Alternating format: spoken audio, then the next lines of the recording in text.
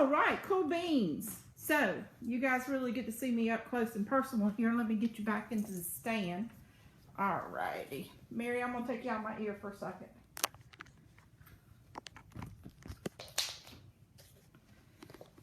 If you hadn't been drinking yet, I'm going to have you drunk by the time I get this thing set up. So, all righty, there we go. Cool beans. You know, it wouldn't be a show if we didn't have any technical difficulties somewhere along the way.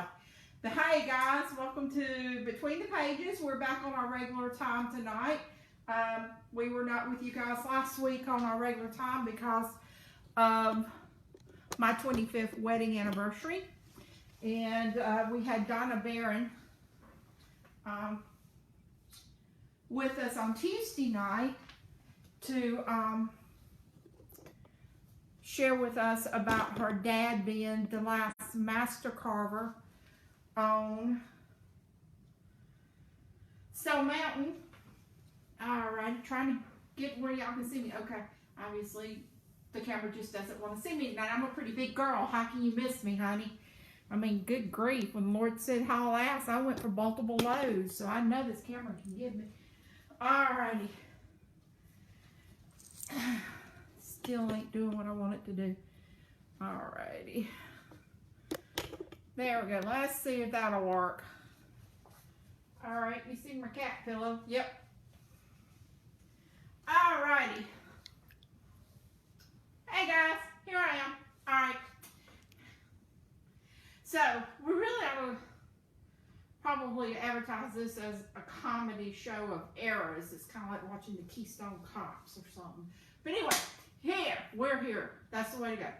Alright, so, like I was saying, I wasn't with you guys last Thursday night because it was my 25th wedding anniversary. And we had Donna Barron with us last Tuesday night. And she shared with us about her father, who was the last master carver on Stone Mountain, that worked on the etching on the side of Stone Mountain. Tonight we have Georgiana Fieldsi with us. We're very excited that she is going to join us. So I'll be bringing her up in a few minutes for y'all to get to meet her and get to hear about her series, the Crimson series, and get to know Georgiana a little bit. But before we get started on that, let me find my rat now. Okay, here's the rat. Alrighty. Let me just get you guys up to date on the news and events and happenings at the Southern Pen Bookshop. I have spent the last 3 days decorating the bookshop for Christmas, and it went against every fiber of my being to decorate for Christmas before Halloween. But we did it, we grinned, we bared it, we got the Christmas tree up, and the pink tree is back up in the shop again this year. I call it the Pepto-Bismol tree, but it's there, and we're going to have a lot of great gift items in the shop this year, not just for people who are book lovers or readers, but just we've got a lot of good gift items coming in. We're going to have gift baskets this year, and I can't tell if Mary is laughing in my ear or what. I just, every once in a while I get, are you laughing? Oh, okay. All right, anyway, I was like, do I have lettuce between my teeth or something? But anyway, we've been working on getting the shop set up for Christmas, and this is our retail location in the Monroe Mercantile. Now, I know I announced in one of the previous episodes that we were going to be opening a second location right after Thanksgiving. Unfortunately, that opening date has been pushed to after the first of the year. The restaurant is not going to be able to open in time for Christmas, but they're hoping to be open in time after the first of the year. And as soon as we get a firm date of when we will be open in that location, I'll announce that to you guys. But we are still in the Monroe Mercantile, located in downtown Monroe. And then, of course, you can always shop on our online store at southernpenbookshop.com. Now, coming up on Tuesday, hey, Screech, how you doing, doll? Anyway, coming up on Tuesday, November the 10th, that's 2 weeks from this past Tuesday, we are going to be doing our Christmas live sale at 7:30 here on our Facebook page. It is going to be our pre-Black Friday and Cyber Monday sale. We're going to be offering a lot of the merchandise that we have in the bookshop at some really great prices, because I know if you're like everybody else, the purse strings are a little tight right now, and so we want everybody to be able to do some Christmas shopping without having to break the bank. So, you know, I'm my mother's daughter. I can help you squeeze Lincoln off of a penny. So trust me, we're going to have some good deals on that live sale on Tuesday, November the 10th. Okay, sweetheart, please don't go for the cord. So, moving right along on news and events.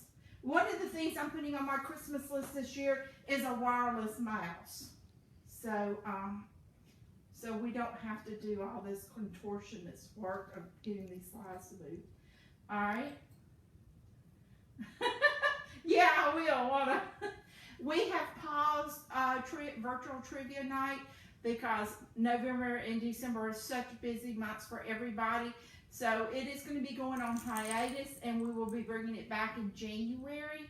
So our virtual trivia night is going to be paused for November and December, but like I said, we'll bring it back in January. So we're not going to have a trivia question tonight. Don't forget to say hello to Mary. Let her know that you're listening or you're watching tonight. Just say, hey, Mary, so she can say hey back to you. And also flip the page and let your friends know to tune in and watch tonight. So, with all that said, I feel like I've done a workout. Anyway, I was going to say something, but I think the filter kicked in, so you guys just got lucky on that one.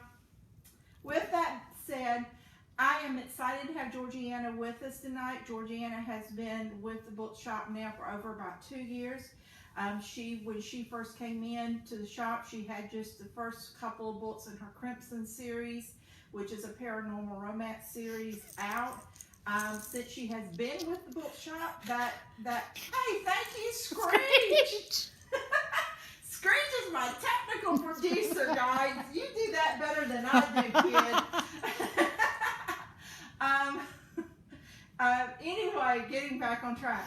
She has since added to the series, and it is one of our popular paranormal romance series in the bookshop, along with Terrence Smith.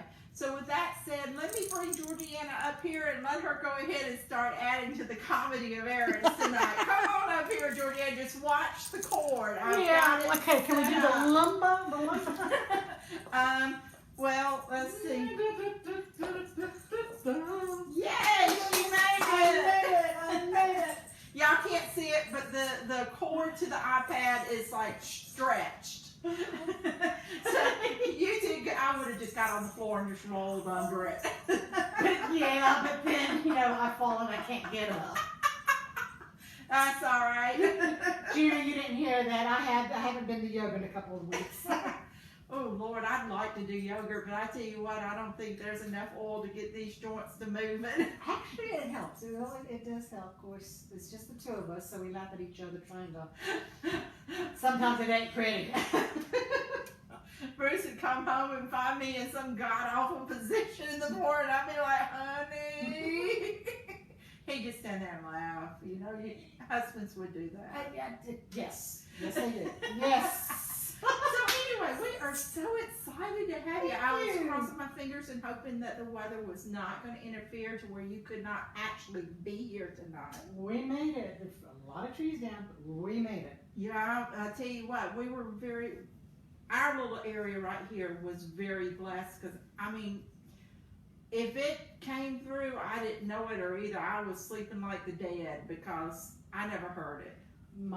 We've got a little dog, and he decided at 3 o'clock last night in the morning he had to go out. So I got up, and it was like the screen door flew open.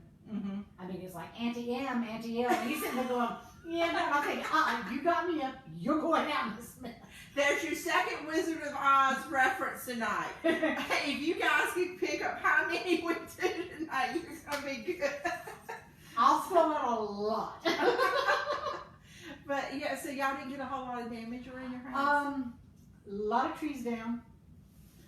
We were okay. Our neighbor had lost a couple of shingles off of his roof. Mm-hmm. The neighborhood behind us was out of power. I don't know if they got them on. Mm-hmm. And then my son lives up in Houston, and they are out of power. And Were they? And his fence is laying down. Oh wow! So Wow. yeah, he called one of them Daddy to come up and fix it like that. Of course, that's what daddies are for. Hey, Dad, come I'm help thinking me. you make more money than we do. We're retired. That's my dad has since passed away, but my go-to person is my father-in-law. It's like, hey, Gerald, hey, you. and this man never throws anything away. Yeah. Never throw. So now if I need anything, I just go, can I go look in the basement? Because odds are he's going to have it. And if he doesn't, come up to my house, because we're in the process of doing the basement thing. You'd be surprised what we have found. You hadn't found any bodies yet, have you? There's only the crawl space. Okay, well, we won't talk about that. Well, I was about to say, now, if you go to Marlene Ratledge Buchanan's house, God only knows what you'd find under her crawl space and basements. Well, she's always talking about hiding bodies. yeah, and see, retired forensic, I know how to get rid of a body and not leave evidence. You know what, and that's neat to say that because I think it was, we're going to get into what you used to do for a second, but you commented on a post I did one time about my husband who said I needed to be like a dog and just get in the car and be happy I was going somewhere. He literally, my husband, and he celebrated 25 years with me last month. Last week. He really did say that to me not too long ago, and I put it on Facebook and said, should I let him live or die?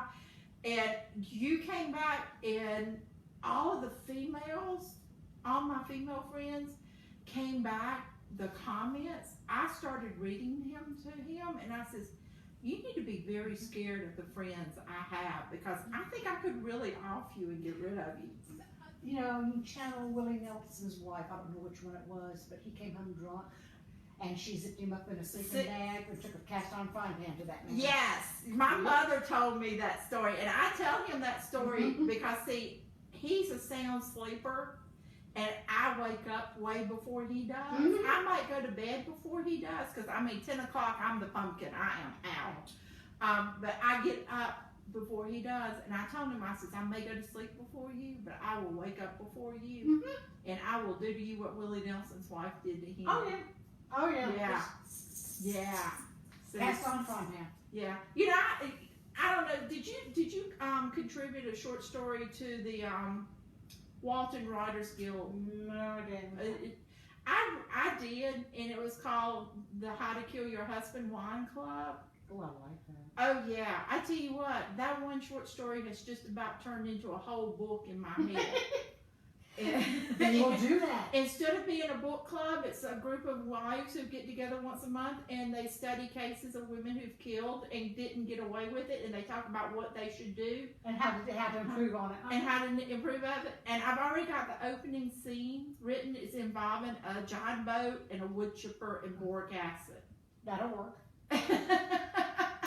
And then to clean the wood chipper, you throw some, bleach through it, or some pine. Fresh pine, because that pine pitch, it kind of cleans it out. Oh, okay. It gets all those little scraggle pieces. It gets down in the ground.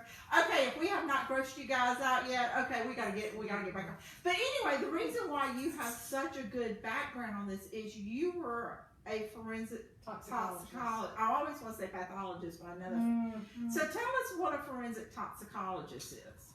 We examine your urine and your blood to see what type of drugs, either prescribed or unprescribed, including alcohol, that you took. And Roche Biomedicals started with, and this is back in the 80s when drug testing was just new and coming out. So we also had to make positive and negative controls. We won't go down that road, but yes, I can create some stuff. And we also had this reference lab, we had a subscription to I think it was High Times magazine, which was a drug magazine, and it was telling people how to adulterate or what to do to fake, positive or fake negative. And so we had a subscription. We're going, if you do such and such, well, let's try it. So, we were always one step ahead, and it was so funny because I watch the shows now, and when NCIS was Do you ever watch Blacklist? Yes. Oh my God, the stew maker episode. That and the bugs. Bugs are a pathologist's friend because they will tell you basically the exact time of death, and people are going, ew. So we love bugs. Yeah. Now you had a really unique experience with another author, and you guys crossed paths up in Brazelton, but you also turned around and crossed paths again in the Southern Pen Bookshop, because you guys worked on the same case, and then parted ways, and then you crossed paths again, and y'all were like, I know you. Yeah, exactly. You want to tell us about that? I'm not going to go into the exact case, but I was working with Roche, and this case came in, and it was of a missing baby that was later found dead. And I'm sitting there going, God, that name sounds familiar. And then when I saw the mother on TV, I went to my director of the lab, and I said, I know her. Which, on a looking at legally, I could not. So everything had to be retested and everything, and they pulled me off of it. And then they sent a police officer there to talk to me to make sure that I didn't do anything wrong, and make sure all the I's were dotted and the T's were crossed. So that was the beginning, and it bothered me because this child was born the same day that died the same day as my son, my youngest son, and so I'll follow the case. Okay. Let's fast forward to 6 years ago, and I had just done Prince and Dreams, and I was with Gilded Dragonfly Books, which unfortunately was no longer around. But we were coming home, Gina Dyer and I were coming home from a book signing, and she says, well, let's go over to the gallery, Brazelton Gallery, and I've never been there. Beautiful gallery. I had books there. Missed it. I missed it. So we went in, and Gina she goes, Georgiana, come in. And I was like, they sell books. Yeah. And they sold local authors. So she went and talked to this woman, and she goes, well, go get a book and I'll read them. So I went out and got, because I had books in the car, and I brought in my books. And I'm looking at Jackie, and she's looking at me, and we're going, I know you. Hey there. And, when you see, my husband will confirm this, I have what I call name-himers. Because I can see somebody's face, you can tell me their name. 2 years from now, I'm going to go, what's her name? I'm like, I can do voices, but I cannot remember names. I can't name you now. And I'm sitting there looking at this woman, and I happened to pick up a book while we're talking, and because the name of the book, and I looked at the back, and it was this case. And I was like, wow. And she says, what do you know about it? So I told the story, and at that point, it was an aha moment, because she goes, oh my God, you're Georgia, and I'm like, and it was like, because she was the officer. Yeah. So we bonded. I mean, it was like, oh my God, and it was just one of those, moments. Yeah. Things happen, and yes. And I'm sitting there going, oh my God.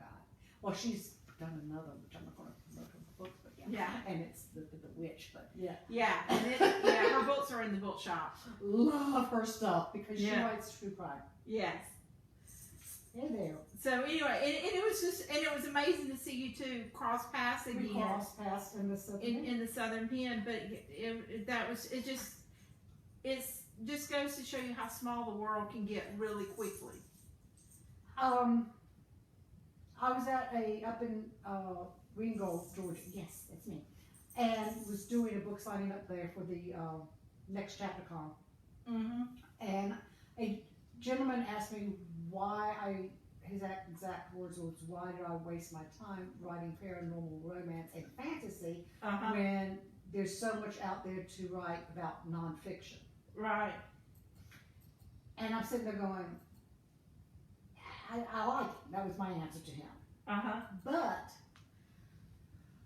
it made me think, why do I write about damn fear, which is vampires? Why do I write paranormal? Well, paranormal is anything that's not normal or anything that cannot be scientifically proven. If you look at mine and Jackie's relationship, we met, two different people, never saw each other, but there was that, what they call this, 6 degrees of separation? Right.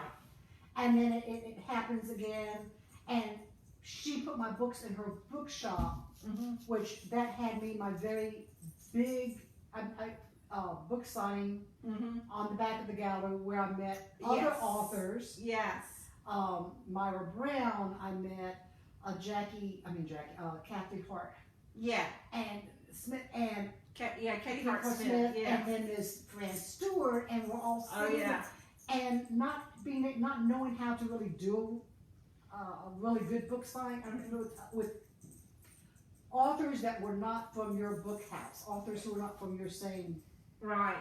And they taught me so much. Right. And they taught me about, well, this is how you edit yourself, and this is how you do this, and you know, if you've got a bad review, don't look at it as a black eye, but look at what they're actually saying and what can you pull from it to help your craft, so you learn a lot. Yeah.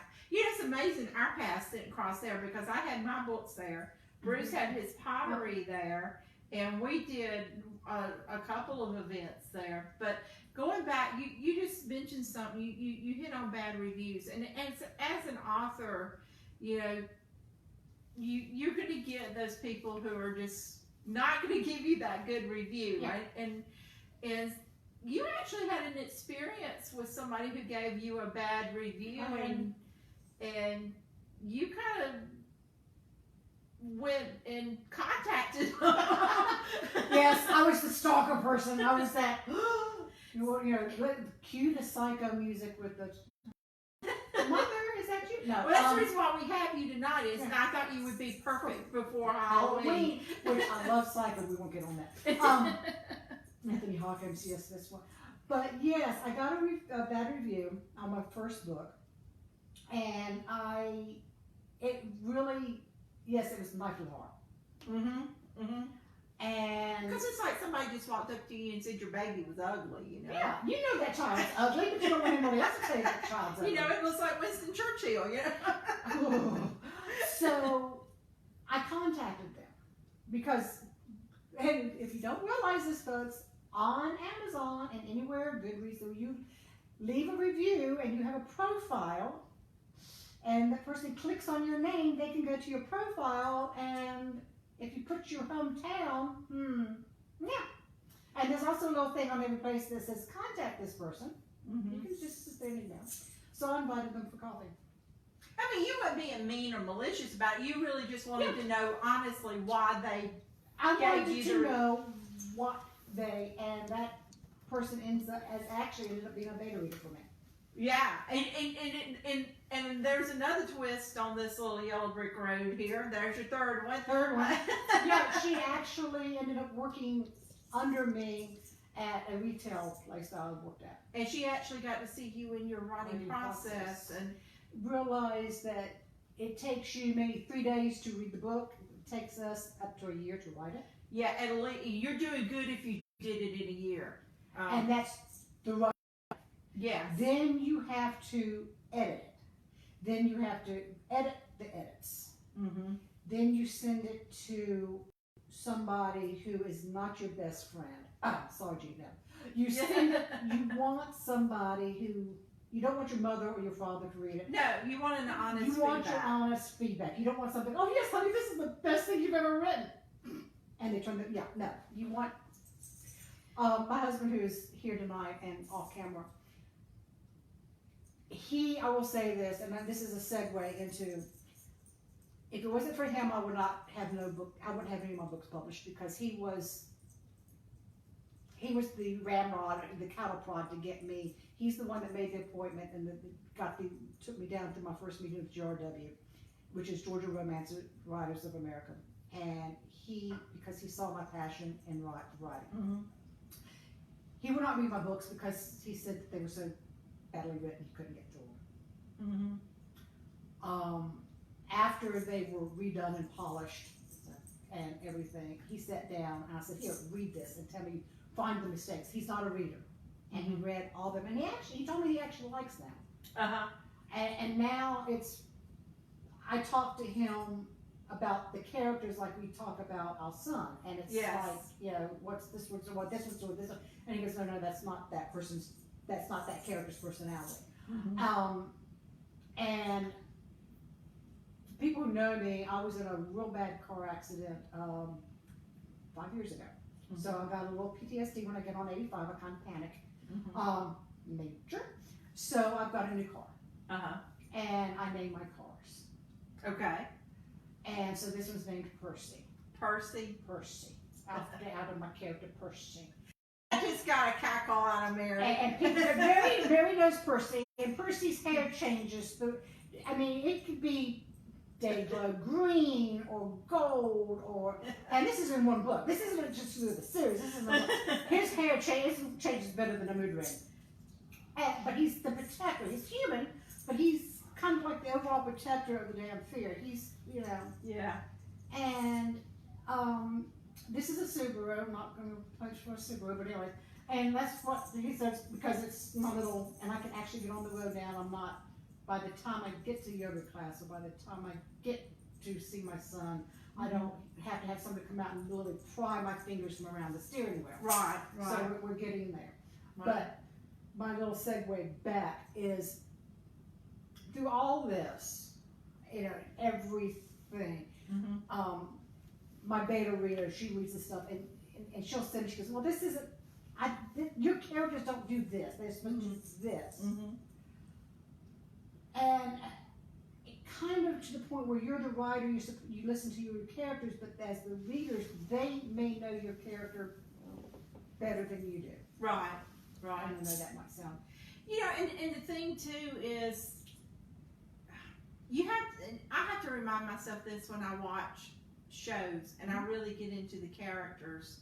I have to remind myself that the person playing that character is not that character. So just, right.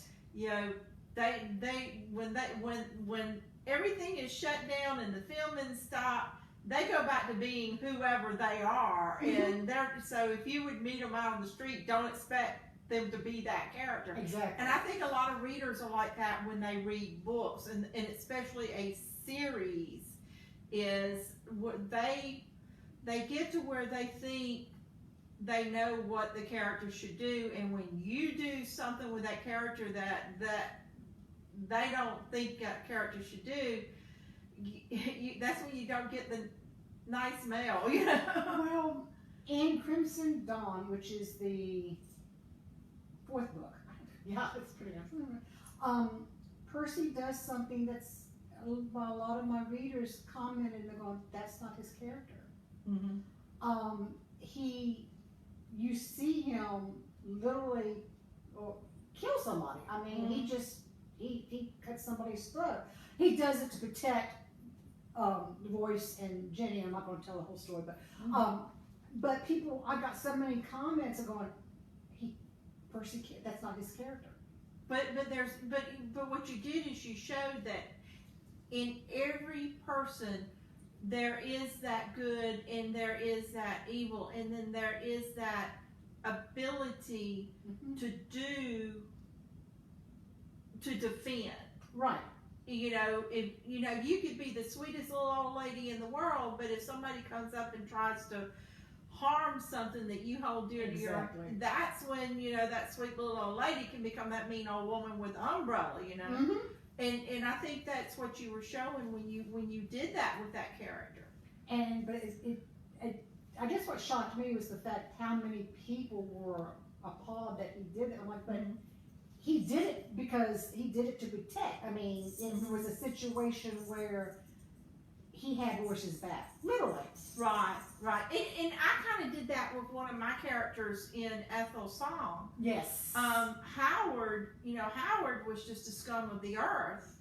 Madison was, this solid rock. Yes. And he's talking, and he's out on the front porch, and he's talking to, I think, Thomas or what? He was talking to one of the younger boys in the family. I think it was Thomas. And he says, there is good and evil in all of us, but some control the evil better than others. Exactly. It's in my third book, Crimson Moon. In the beginning, you have Nikki. She's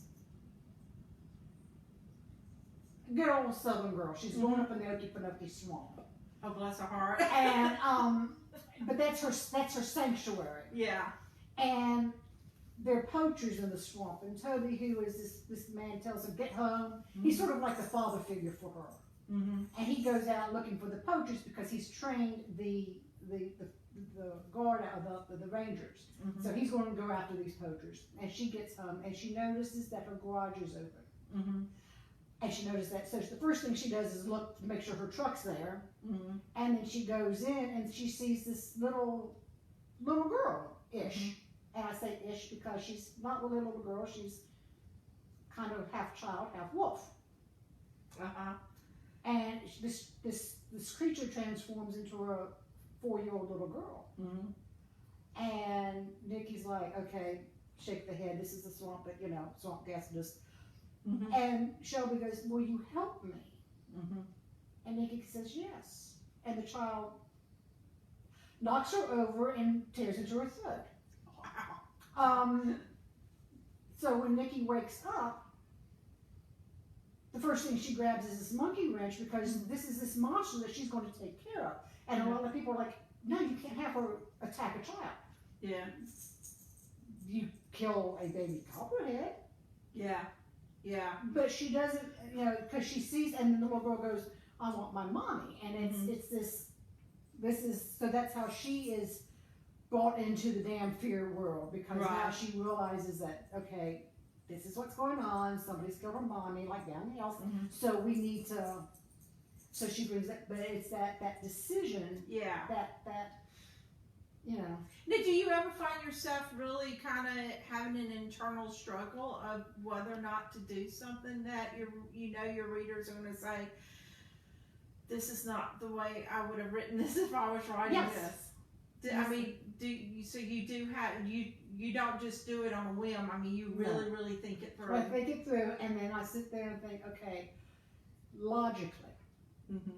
Let's look at this logically. Everybody's watched The Walking Dead, The Night of the Dead, all this, the whole nine. Let's get the zombies out there. So if you saw the zombie baby, because one of my wonderful comics I love to read is Scary Gary with the zombie baby, but it was and if you saw this little zombie baby crawling across the floor, would you pick up your shotgun and get rid of that brain, or would you go, oh, come here, zombie baby, and bite me? Yeah. So you have to sit there and go, what would you? Yeah. With that. Now, do you ever find yourself kind of pulling back a little bit because you don't want to get that outlash, that response back from the readers? I write it, and then I sit back and I reread it, and then I'll send it to my beta readers. And if they're going thumbs up, yay, we go, and if they're like, let's tone this down.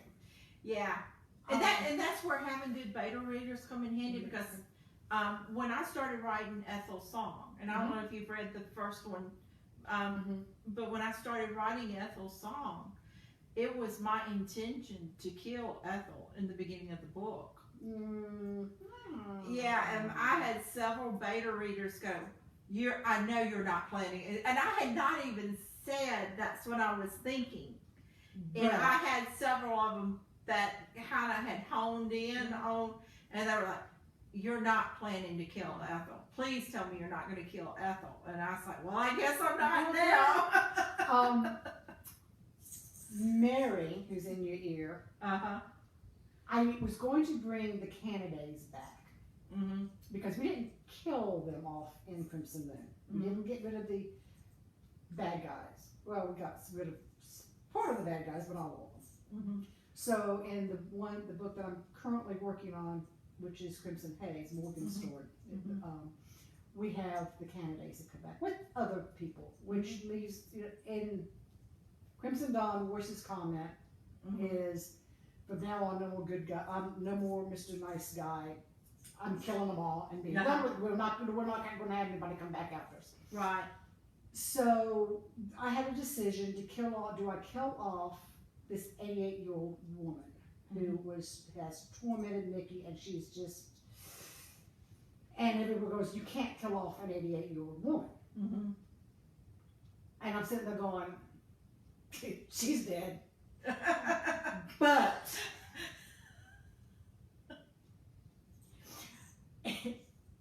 I've gotten, people are like, oh my, I just told the story that I killed this woman off. I'm not going to say how she dies, but I will say that none of the good guys are responsible for, now I will say is calmer, took care of the situation. You know, and I so get what you're saying, because with Howard's character, I really didn't know what I was going to do with Howard's character in the book. I really didn't know what to do with him. I mean, I had created this villainous man, and I didn't know what to do with him. And then it just kind of hit me.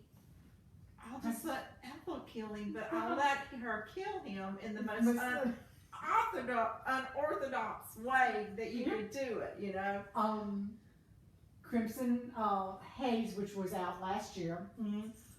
I had Simone, who was, she was held in basically a Nazi concentration camp for 75 years. Okay, well, what with the war's not, but yeah, you have to read the book, ladies and gentlemen. But she has been held captive all of her life, so now she's embracing life. Mm-hmm. And then Quaid, who has always embraced life, is struggling with the loss of his leg, with the loss of his wolf, and he wants to turn into a hermit. And they go up to New Hampshire, and people know there's moose up there. And Simone has decided she wants a pet moose. She likes the moose. I hope she's not planning on bringing it in the house. She wants to. It's comical. You literally have to read the story. Talk about just complaining about having to clean up a cat litter box and the moose. And it was so funny because one of my beta readers was going, okay, you can't kill this person this way, and you can't kill this person that way because, you know, and they're really a human, even though this particular human knows about the damn food. They're going, and so. Moose may be nice looking to look at, but if they get spooked or anything, they're very dangerous animals. Yeah. And so, in one of the scene where the bad guy is done in, the cops are standing around and what happened to this? What happened to him? And everybody goes, moose. Ah, okay. He just moose. Yeah. Blame it on the moose. Blame it on the moose. Well, let's kind of shift around a little bit.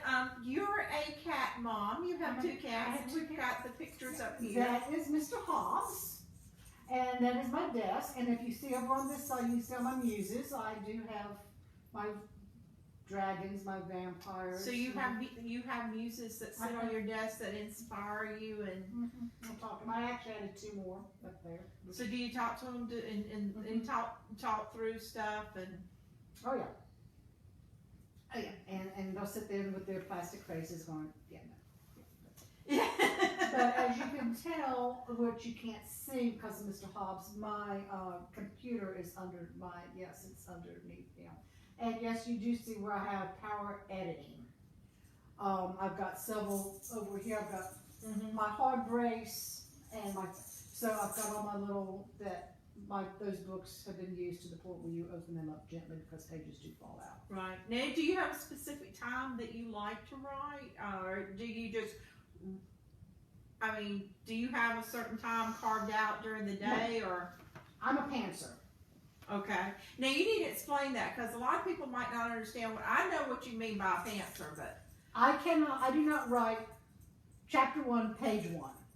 I write scenes. I write parts of it. And then I put it together like a jigsaw puzzle.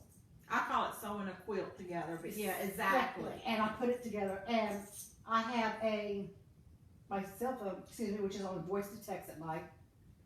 I used to have a little tape recorder in the bedroom, and I would wake up and then I'll go and talking to it, and then my husband's sitting there going, "You just shut up." And it's funny because I've done it to the point where I'll wake up and I'll say something to the phone, and then I really want a quick text. So if anybody knows where I can get a cheap quick text to translate what I've gurgled into my voice to text, because it does not translate Georgie-isms. While asleep? While asleep, because I'm sitting there going, dog, sex, and peanut. What in the devil is this? And I'm sitting there trying to go, what did I say? Oh, yeah! Okay, that's not what I said, but I know what we're going by. Yeah. And I'll end up with, oh gosh, 300, 400, 500 page stories. And people go, oh my God. Mm-hmm. But I don't throw nothing away. So I put the scenes together and I move stuff around, and I'll delete chapters. And when I delete it, it doesn't disappear from my computer. It gets put over into the slosh pile. Mm-hmm. Because I might be writing, which I've started on the next story, and I'm going, oh, wait a minute, this scene from this book that didn't get used is broken here. I just need to change the names. And I have in my computer, I have a list of character profiles, which is basically like the same character profiles that the FBI, the GBI, and your local police department use. I kind of borrowed it from one of the cops. Anyways, we won't go down there. So it sits there with their name, their height, their weight. It's placed with the thumbprints. Well, yeah, can't do that yet. Persons of interest, what they do, and I write everything down. What is their education? What do they do? What do you really get to know the psyche of the characters? But I also put in there that he's got black hair, he's got blue eyes, he's 5'6". It says this is education. This is the day he was born. Why do I do this? Because one of my favorite authors, and I'm not going to say who she is, I was following her series, and in her series, her protagonist, his hair color and eye color changed worse than Percy's. And this was not because he was dyeing his hair. This was because she forgot. And what killed me with her series was that he was a doctor. He was a surgeon in the first 3 books. And in the 4th book, he became a physical trainer that could stand sudden blood. Yeah. Yeah. At that point, that's where you have a good content editor that catches that stuff. Yeah. And that's when I sat there and like, I can't. Oh, there we go. Move the leg. Move the leg. Go to sleep. So you need to get up and dance a jig, you know. Live entertainment, guys. So, but that was also a wake-up call for me, because I'm sitting there going, I'm not. And how many of us sitting here have remembered the 1980s, the old Johanna Lindsay with the Fabio characters on it? Oh yeah, Fabio, yes. And how many of you read some of his books? Yes. Yeah, you're right. You just, I mean, going back into the so you got to, because in nowadays your readers will bust you on that. Yeah, and it's amazing how much your writing style and mine parallel, because I did the same thing. I have a computer file for each character, and I do an interview with that character, and then I just start out with, who are you? And I just do what I call the free flow writing. Right. And just allow that character to channel themselves onto the page. I create backstories. I create little stories that may not ever go into the book, but you get to know them. But also, when my husband did my office for me, I had him put up a huge whiteboard. So I can now take, and you're talking about being a pantser and you write scenes. I can write scenes, print them out, staple them, and put them on the board. And also, I can write notes on the board And I mean, anybody that walks in the office just thinks, "Oh my God, how do you understand all this?" Because it's gibberish. Right. But to me, it makes sense. It makes sense. And I actually had one of my cousins who beta reads a lot of my stuff for me, and she's a reader. She is an avid reader, and she will tell me, you know, I don't like this or something like that. She said, when I first started working on my first book, Coming Home, Second Chance at Goodbye, and I had been trying to tell her what I was doing with the book, but when she walked in my office and she saw my storyboarding, she goes, "I get it now. I know what you're doing with the book." My cover artist is Gina Dyer. She's a dear friend of mine. I've known her she's my sister from another mother. And she's literally, she is my family. And I will sit there and tell the story and tell her and talk to her before I get, hash it out. And it's so funny because she's like, okay, this is the cover. And she will create a cover basically from what I have thrown out and told her what these guys look like and what the girls look like and the whole, we get it all. And people, it's funny because people will sit there going, "That's exactly what I think voice is supposed to look like," or "That's exactly what this one looks like." And I'm like, "Thank you, Gina." Yeah, and it's good that you've got somebody who can listen to you and get and visualize what you're trying to explain. So now, let's move on a little bit. You have actually won some awards for your books. And Screech is going, okay, let me go in and help you. Yeah, come on over here and help me out here a little bit, Screech. Yep, and there's the other cat. That's my husband. Before we move into your awards, why don't you tell us about this handsome fellow That is here on my the screen? husband. He was my brother's college roommate. Okay. And we met when, oh gosh, there was a song, I think Sherry did this. I was 16, he was 21. We won't go down that road. But, and we started dating, and we've been married now. How long, dear? He's sitting here just. I'm not on camera. He says he's not answering. He's not on camera.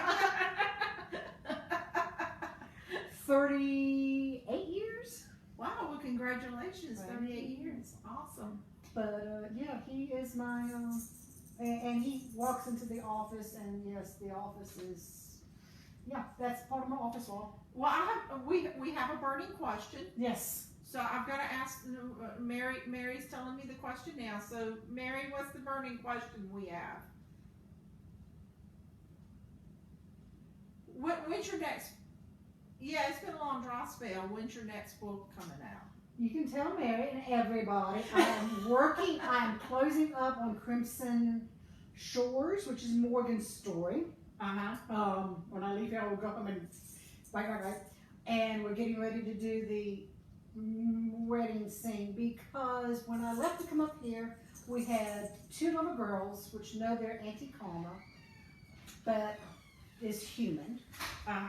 But they're at their Uncle Morgan's house, and they're there's two sets of twins, and one of them is the older ones are boys, and they're chasing their little sisters into the house with seaweed. And of course, the minute the sisters go running into the house, they turn around and hiss at the brothers, which means horns come out of the head and fangs. And then they notice that their Auntie Karma is sitting there, and they look at their daddy and they're going, "We can't kill her."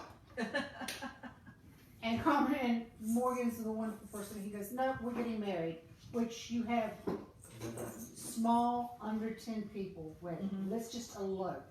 And now you have two little girls squirreling at the top of their logs of wood that they're going to be flower girls. So this is where I'm at this point, and Karma is still going small wedding. This is her mantra because she wants everything, no chaos. Her name's Karma, not chaos. And yeah, it's. So hopefully we're going to see that book next year. Hopefully, fingers crossed. And we do not lose power or internet. It should be, I'm hoping by Thanksgiving, getting it up and getting it sent to people and going, okay, get the editing done and then the formatting, and I might be up on New Year's Eve night uploading it to Amazon. cool beans and getting it ready to come into Southern Pen. It will definitely be in the Southern Pen. So you're gonna come back when you got it released. You're gonna come back between the pages so we can do a launch for you. We will be doing a launch there, and hopefully this wonderful plague will be gone. Yes, if the Lord's willing. 2021 will be about. I mean, let's face it. We've had a plague, murder hornets, a meteor that's supposed to hit Earth on the day before the election. That's Monday. Halloween, which is Saturday. And we move the clocks back on Saturday. We go back on Saturday. We have a full blue moon, which is 2 blue moons, and it's Halloween. Yes. It's just like, oh, how much more can we cram in this? I've heard somebody said that this year we actually had more Friday the 13th than any year in the past 100 years. Would not be surprised. I haven't checked that out, so don't sit there and go fact check me. That was just something I saw, you know, and Facebook tells the truth. Yeah. Well, we're almost getting close to the end of our time because I always like to keep this within about an hour. But I want to talk about your awards right quick. Thank you. You won Georgia Independent Author of the Year last year with Crimson Haze, your first book. Crimson Dreams. I'm sorry. And then you were a finalist this year with Crimson Haze. Okay. So my first one and the last one. Yes. And you know, the thing is, and I want to bring this out for writers who get really down in the dumps, or they get that bad review, or they get that bad feedback. This series almost didn't come to fruition because you got a bad feedback and you tossed the whole manuscript in the trash can. The whole thing went in the trash can. And somebody saw you do it and they dug it out and said, "Oh no, girl, you gonna finish this." And that was Gina. Yeah. She actually, her and Mary Barfield. Matter of fact, this was at a writers conference where you got a free critique, and the person who critiqued the books, the manuscript, flung down this table hard breaks, which is it's not up there, which is actually on my computer. It's on my desk. I keep it there and I use it. That's one of the books that if you flip through it, the pages do fall out because I have used this hard brace forever. I also have my Chicago standard book. This is better. And they told me that before I wrote another thing to spend the extra money and go back to college and take an English class. Wow. So I walked out of there and literally just took the whole manuscript and right into the trash can and kept on walking. And they dug it out. Now, if you guys are looking at the picture behind us, this is the picture of Georgiana when she won last year in her category. And if you've watched any of the previous episodes of Between the Pages, we had Mary Marvella on. A lot of my viewers referred to Mary as the bra lady. Yeah. Because she's the one who showed how you can make masks out of bra. Yeah. You know, and she's the lady on this one. Yeah, the shorter one in the group. But she's the one who actually pulled your manuscript out of the trash can. And then this is you getting your award this year. So, and this is another picture with you and Mary Marvella. So, but anyway, Georgiana, we didn't even hardly uncover the tip of the iceberg. So I look forward to having you come back. Thank you. I will be to back. launch your new book. And all of my books can be found at the Southern Pen. Yes. And you can order them off the website. Yes, you can get them at southernpen.com. You can click on bookstore, and it'll be under romance, paranormal romance. And also you can purchase them at our retail location, which is at the Monroe Mercantile, located in downtown Monroe. And you can also, if you click on the shop link here on our Facebook page, we have the books listed that we have in the shop listed. So you don't even have to go to our website. You just click on the shop link and look under romance category. You should find Georgiana's books there.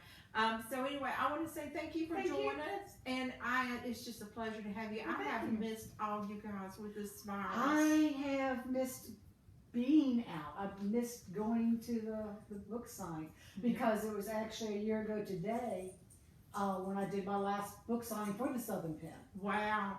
And because of the virus, we've not had book signings. What we've started doing is doing a lot of the virtual stuff, but hopefully after the first of the year, we're going to be able to start doing more in-store events. But anyway, guys, tune in with us next Thursday. I'm going to be honest with you, I don't know who we got, but we'll be here next Thursday night at 7:30 p.m. To entertain you and bring some more information about the Southern Pen Bookshop and our authors in the bookstore. And like I always say, there's two things that a book should never be judged by. One is its cover, and the second is how it's published. And thank you for giving us the opportunity to introduce you to your favorite indie author. So we see you next week, and until then, don't forget to vote Tuesday. Don't matter who you vote for, but let your voice be heard. That way you can legitimately complain about the job they're doing or how great they're doing or not doing. But until then, we'll see you Thursday night, and y'all be safe.